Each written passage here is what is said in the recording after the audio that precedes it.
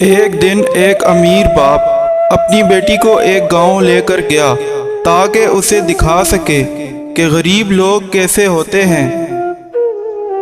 انہوں نے ایک غریب خاندان کے ساتھ ان کے گھر اور کھیتوں میں وقت گزارا۔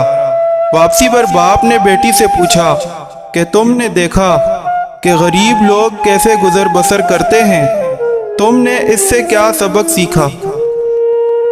بیٹی نے جواب دیا، ہمارے گھر میں تالاب ہے، ان کے پاس دریا ہے، ہمارے گھر میں رات کو برقی بلب جگمگاتے ہیں، ان کے پاس ستارے ہیں، ہم خوراک خریدتے ہیں، وہ خود اگاتے ہیں، ہماری حفاظت کے لیے لمبی لمبی دیواریں ہیں، ان کی حفاظت کے لیے ان کے دوست ہیں، ہمارے پاس انسائکلوپیڈیا ہے، ان کے پاس قرآن ہے۔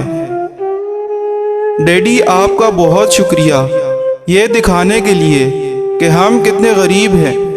صرف دولت ہی آپ کو امیر نہیں بناتی، بلکہ سادگی اور اللہ تعالیٰ پر یقین آپ کو امیر بناتا ہے۔